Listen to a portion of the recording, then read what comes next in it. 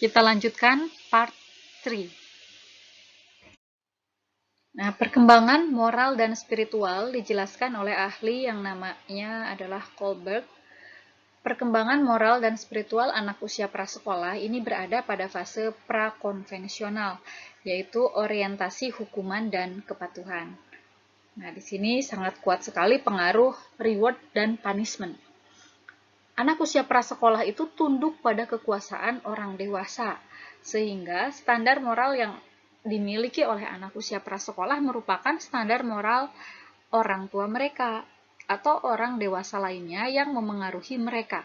Belum tentu itu adalah nilai moral milik anak itu sendiri. Anak mematuhi standar itu untuk mendapatkan hadiah atau menghindari hukuman. Tadi ya, terkait dengan reward dan punishment. Dan hadiah ini tidak harus selalu berupa materi, harus berupa hadiah, kado, uang, bukan, akan tetapi dengan pujian, dengan senyuman, dengan bisa jadi tepuk tangan, ini merupakan reward bagi anak. Anak mulai belajar menghadapi perasaan marah. Anak mungkin mengekspresikan perasaan itu dengan memukul atau menggigit. Nah, karena anak usia prasekolah ini sering berfantasi, oleh karena itu memang butuh pengawasan. Tadi bermain itu harus didorong, harus diberikan kesempatan, termasuk untuk menonton televisi dan lain sebagainya. Akan tetapi tetap perlu pengawasan karena anak ini berfantasi, berimajinasi, sehingga saat marah pun akan meniru dari tokoh hayalannya tersebut.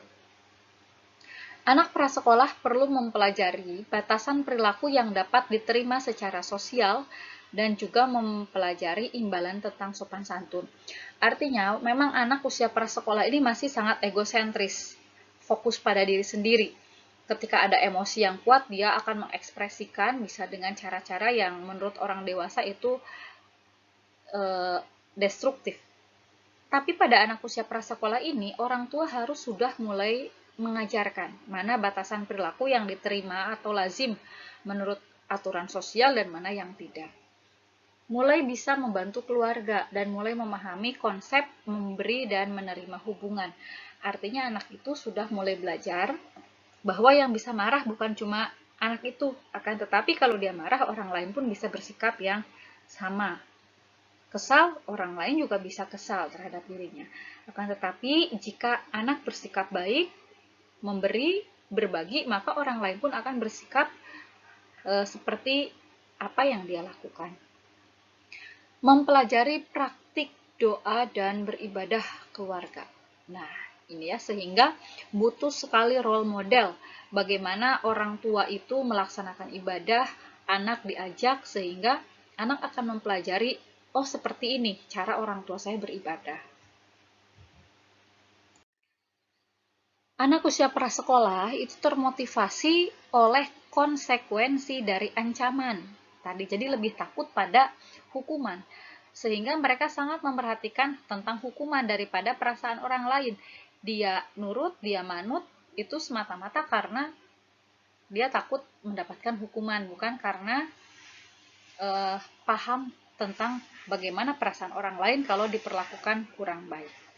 Rasa empati biasanya belum berkembang, namun dengan bimbingan orang tua atau pengasuh, empati anak ini akan datang, akan terasah, dan akan menjadi matang pada waktunya. Pengawasan terhadap apa yang dilihat anak prasekolah juga penting, misalnya acara televisi, buku YouTube, dan banyak sekali media sosial yang lainnya yang melanggar kode moral karena itu dapat memberikan pengaruh negatif bagi anak. Saat anak melanggar kode moral dengan menyakiti orang lain, ia harus memiliki reaksi emosional dan harus memiliki rasa bersalah. Itu sebagai tanda hati nurani yang sehat. Nah, artinya kalau anak tidak memiliki rasa bersalah, justru itu yang jelek. Ya, harus memiliki rasa bersalah ketika dia memang melakukan kesalahan. Mengajarkan agama dengan memberikan contoh merupakan pendekatan terbaik untuk anak usia prasekolah. Ya, dengan teladan, dengan memberikan contoh bagaimana praktik ibadah yang dilakukan oleh anggota keluarga, terutama oleh orang tua. Selanjutnya, perkembangan motorik kasar. Motorik kasar ini adalah kemampuan gerak yang mencakup atau melibatkan otot-otot besar ya dan rangka dalam tubuh. Pada anak usia prasekolah, mengembangkan koordinasi otot besar melalui aktivitas yang memungkinkan untuk menarik, melempar, menangkap, dan menendang. Kemudian, mengembangkan keterampilan bepergian.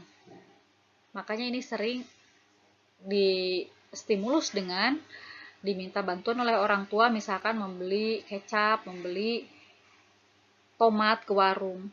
Dan keterampilan gerak motorik untuk bermanuver di lingkungan mereka dan dalam kelompok besar.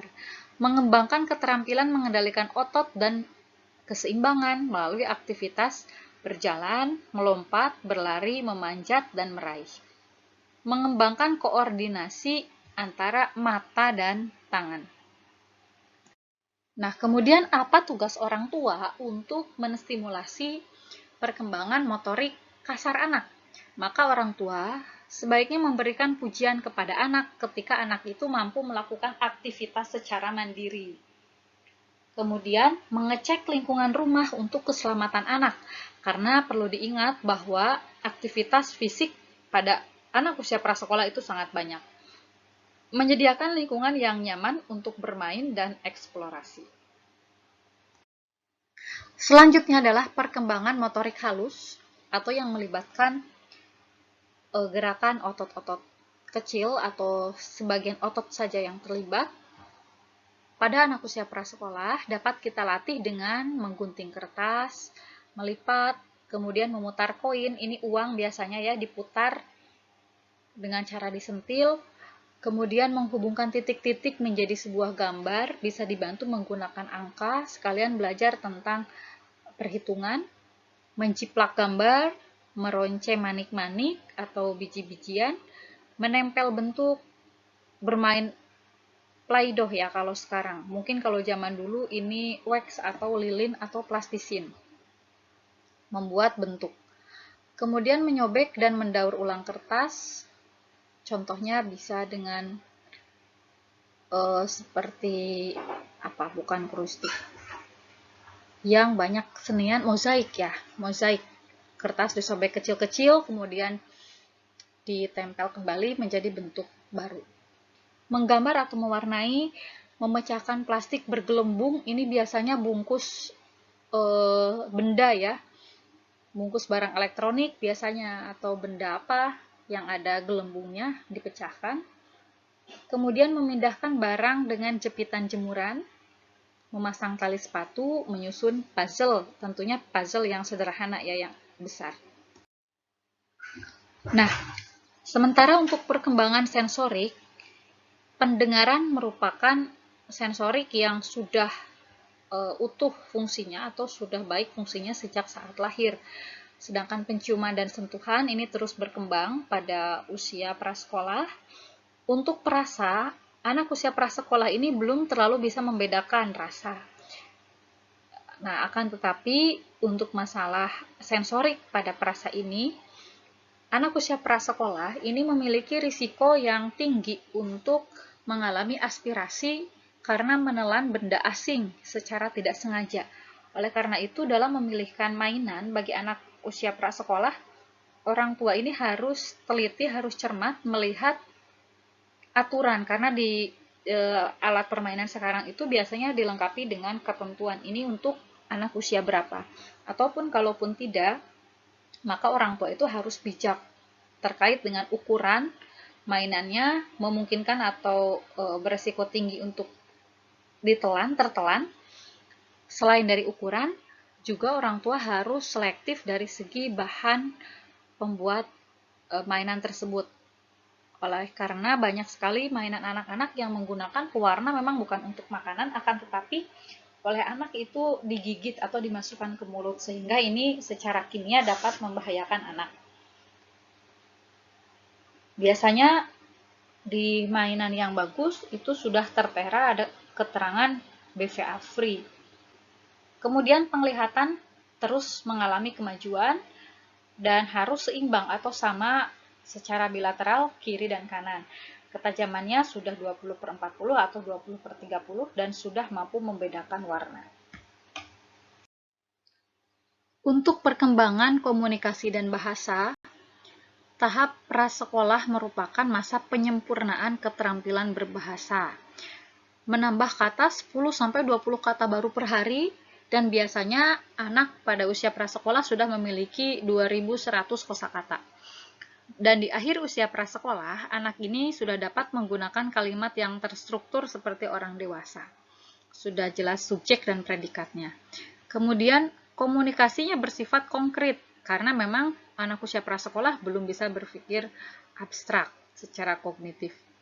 Jika anak prasekolah mendengar orang tua membahas hal-hal yang menakutkan bagi anak, maka imajinasi anak itu dapat memicu perkembangan ketakutan dan mengarah pada salah tafsir atas apa yang telah didengar. Nah, pada kelompok usia prasekolah ini muncul persepsi tentang contohnya hantu, yang itu adalah menakutkan, karena ini juga bisa jadi mendengar dari pembicaraan orang tua ya, atau orang yang lebih dewasa, dan anak itu salah menafsirkan. Selanjutnya adalah perkembangan emosional dan sosial. Anak usia prasekolah ini cenderung memiliki emosi yang kuat. Tadi sudah saya sampaikan, sangat bersemangat, sangat bahagia, bingung dalam satu waktu yang bersamaan, kemudian setelah itu merasa kecewa.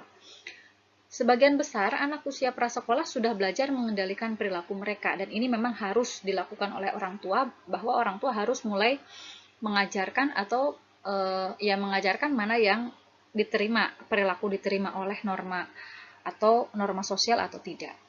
Dapat menyebutkan perasaan yang mereka miliki untuk bertindak dan bertindak sesuai dengan perasaan tersebut. Mulai mengembangkan identitas sebagai laki-laki atau perempuan. Nah, jadi identitas itu memang dimatangkan pada usia remaja dan dewasa awal. Akan tetapi sebenarnya sudah dimulai perkembangan identitas itu pada fase usia prasekolah, di mana dia mengidentifikasi dirinya sebagai seorang individu laki-laki atau perempuan. Sudah mulai membantu orang lain dan terlibat dalam rutinitas. Ini lebih spesifikasinya, perkembangan emosi usia 3-4 tahun, menggunakan kata-kata menggambarkan perasaan dasar, sedih, bahagia, marah, ya, mampu merasakan menyesal, dan tahu dia itu harus meminta maaf. Pada usia prasekolah 4-5 tahun, mampu menggunakan kata untuk menggambarkan perasaan yang lebih kompleks, tidak hanya misalkan bahagia, sedih, tapi juga gagal, jengkel, kesel, malu.